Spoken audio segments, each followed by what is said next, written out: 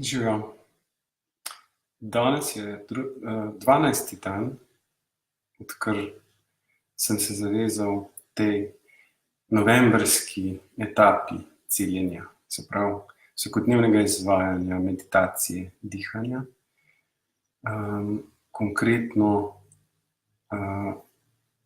meditacije z naslovom Izpuščanje entitet.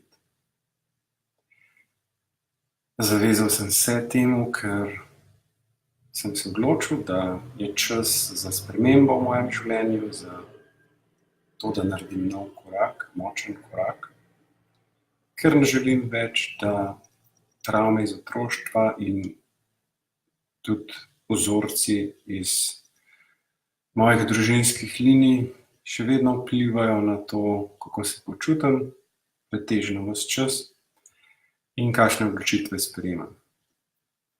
Ker verjamem v meditacijo dihanja, v Davidu Elliotu, se jo izvajam že 6 let, sem se odločil, da jo izkoristim v višji predstavi in dejansko gradim močno namero celjenja ta mesec, še posebej. No, to je malo dolg uvod, zato da povem, da je bila današnja meditacija spet zelo močna, tako kot vsaka pravzaprav. Čutim, kako gradijo druga na drugi in vsakič bolj jasno se zavedam, kje v telesu je ujeta energija, kje v čustvih so stvari obtičale in povzročajo, da nezavedno reagiram na dogodke, na preproste dogodke v svojem življenju. Največ energije vsak dan potrošimo na to, kako se odzivamo na najbolj enostavne stvari. V interakciji z ljudmi, ki jih komaj poznamo, pa seveda s tistimi, ki jih imamo zelo radi, oboje se sešteva. In če hočemo priti do bolj jasne slike, kje odteka glavnina naše energije, ki bi jo sicer imeli res neskončno za uživanje življenja, za ljubezen, za veselje, čisto otroško radost, tako kot če pogledate majhne otroke, ki jih je povsod dosti. Če hočete priti do te jasne slike, vam priporočam dihanje, ki vas poveže s podzavestjo na najbolj neposreden način, brez posrednika, brez psihiatra, brez duhovnega učitelja, brez kogarkoli, proti komur bi se lahko upirali in s tem izgubljali čas. Najboljše je, da se upirate samim sebi, to je hec. Najboljše je, da se zavedate svoje lastne moči,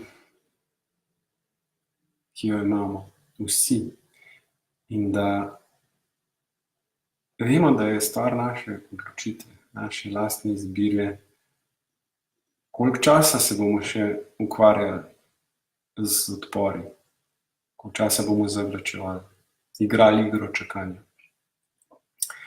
Ja, če to kogarkoli zveni znano, je zame to postala praksa, ne samo teorija.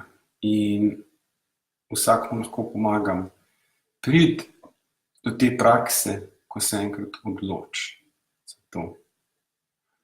Poznam ogromno prijateljev, ki raje ostajajo pri teoriji, in jaz se učim to gledati in sprejemati in zaupati vesolju, da ima za vse božanski tajnik. Zdaj za konec bi rad izrekel samo še nekaj besed svojemu prijatelju Billu Castu, Američanu, ki v tem trenutku leži na smrtni postelji in po dolgi bitki z rakom se je odločil, da se bo prepustil vesolju. In dan za dnem, dan za tej odločitvi je vesolje prišlo pon. Bill je ogromna inspiracija zame. In sem mu neverjetno hvaležen za vse, kar sem od njega prejel.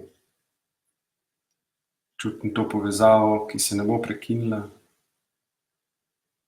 in mu pošiljam vso ljubezen.